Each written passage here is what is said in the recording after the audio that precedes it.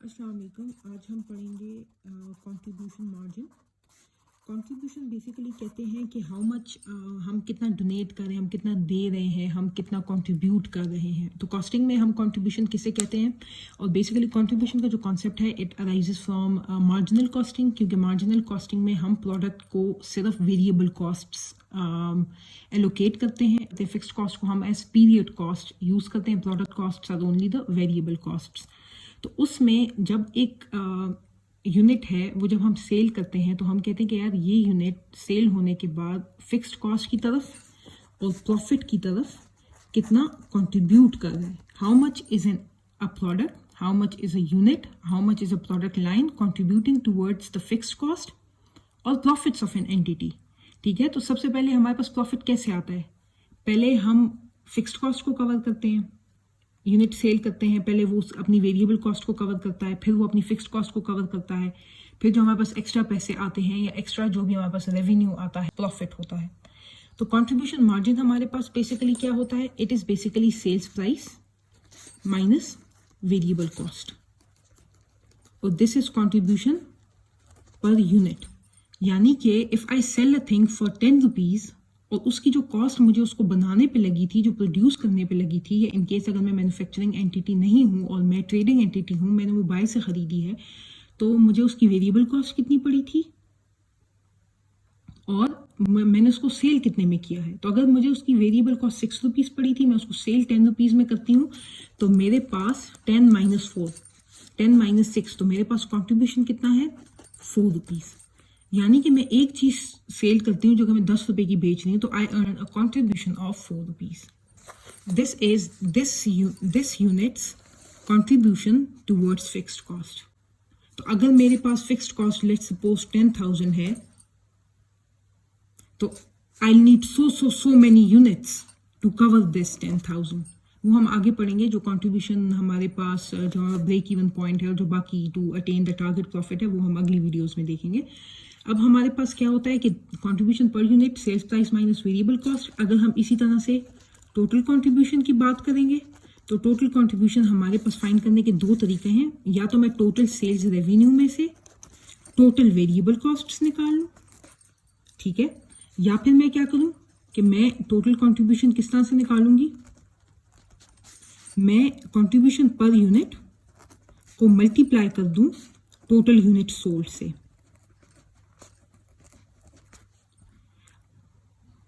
अब CVP analysis का हमारे पास एक असम्पशन ये होती है कि we do not really consider, हम कहते हैं कि ओपनिंग क्लोजिंग स्टॉक इतना होता नहीं है, अगर होता भी है तो वो काफ़ी मिनिमम होता है, कि मतलब बिल्कुल इममटीरियल सा होता है।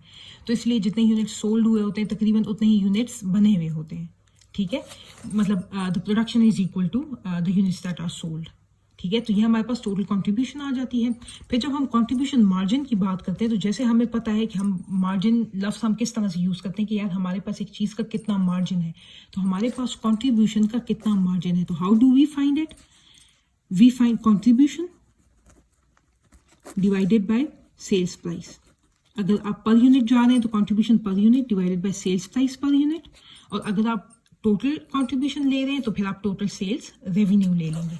कंट्रीब्यूशन मार्जिन को आप कंट्रीब्यूशन टू सेल्स रेशो भी कह सकते हैं, और ये आपको जैसे सामने पता लग रहा है कि it goes the same, contribution to sales ratio, contribution to sales price sales revenue ratio. तो अगर टोटल कंट्रीब्यूशन है सेल्स रेवेन्यू, अगर कंट्रीब्यूशन पर यूनिट है तो sales price of 1 unit, this is CS ratio. And if you multiply this with 100 तो ये आपके पास percentage में आ जाएगा, ठीक है। जैसे लेट्स सपोज हमने ऊपर एग्जांपल में बात की, जैसे मैंने आपको ऊपर बताया कि अगर मैं एक यूनिट 10 रुपीज़ का बेचती हूँ and 6 rupees is the variable cost, तो हमारे पास कंट्रीब्यूशन कितनी आ जाएगी, 10 माइनस 6 इज इक्वल टू 4। और हमारे पास कंट्रीब्यूशन मार्जिन क्या आएगा, या फिर हमारे पास कंट्रीब्यूशन टू सेल्स रेशो क्या आएगी, तो वो आ जाएगा हमारे पास क्या है, कंट्रीब्यूशन कितनी है 4, सेल्स प्राइस कितना है 10 इंटू 100%, ये हमारे पास आ जाएगा 40%। तो ये हमारे पास क्या है, कंट्रीब्यूशन मार्जिन या फिर कंट्रीब्यूशन टू सेल्स रेशो। जैसे अभी हमने फॉर्मूला पढ़ा, contribution margin is equal to contribution divided by sales price. Contribution margin अगर है हमारे पास, अगर आपको let's suppose contribution margin given है, मैं पिछली तरफ से ही जाऊंगी, लेट्स सपोज मुझे 40% कंट्रीब्यूशन मार्जिन गिवन है, तो मैं क्या करूंगी, मैं यहाँ पे 40% डालूंगी। सेल्स प्राइस पे ऑफ कोर्स मुझे गिवन होगा, हाँ मुझे कोई एक चीज़ और गिवन होगी या फिर मुझे कोई ऐसे हिंट्स दिए हुए होंगे जिससे मैं सेल्स प्राइस या कंट्रीब्यूशन निकाल लूँगी। लेट्स सपोज मुझे ये गिवन है, मुझे ये फाइंड आउट करना है, तो simply I will work back. ये देखें, ये आ जाएगा, तो ये आ जाएगा मेरे पास 14 × 10 इज इक्वल टू ये 10 का 40% इज 4। ये मेरे पास कंट्रीब्यूशन आ गई। So it goes like this. अगर हमारे पास एक यूनिट है, वो 10 रुपीज़ का बिक रहा है, this is it's sale price. Variable cost उसमें से निकलती है 6 रुपीज़, 4 रुपीज़ कॉन्ट्रीब्यूशन आता है। तो इसको हम फाइंड कैसे करते हैं, ये 100% आ गया, चूंकि 40% कॉन्ट्रीब्यूशन मार्जिन है, तो ये 40% है। इसका मतलब हमारे पास जो वेरिएबल कॉस्ट है वो क्या है, 60%।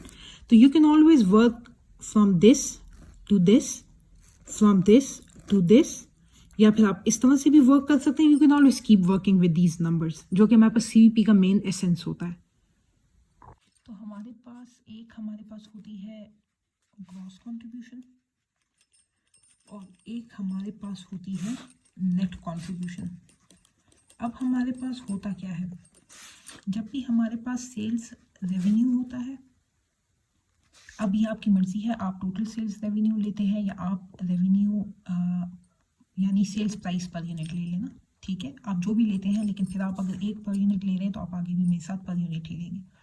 अब सेल्स रेवेन्यू में से जब प्रोडक्शन वेरिएबल कॉस्ट्स निकालते हैं, प्रोडक्शन वाली जब आप वेरिएबल कॉस्ट्स निकालते हैं, जिसे हम ये कह सकते हैं कि वेरिएबल कॉस्ट ऑफ प्रोडक्शन कह सकते हैं आप, ठीक है, या फिर इसको आप मार्जिनल कॉस्ट ऑफ प्रोडक्ट कह सकते हैं आप। तो जब आप ये इसमें से निकालते हैं तो आपके पास क्या आ जाती है, ग्रॉस कंट्रीब्यूशन।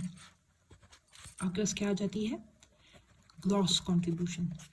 और जब आप इसमें से इनकी selling variable cost to sell भी जब आप निकालते हैं, जब आप इस ग्रॉस कंट्रीब्यूशन में से selling variable cost to sell ये निकालते हैं, जो कि अगर आप ऊपर से यूनिट लेते आ रहे हैं ये तीनों, तो ये भी आप यूनिट्स में लेंगे। तो जब आप इसमें से, और अगर आप ये टोटल लेते आ रहे हैं, तो ये आप टोटल जो इतनी भी सेलिंग वेरिएबल कॉस्ट है वो निकालेंगे। तो आपके पास क्या आ जाएगा, नेट कंट्रीब्यूशन।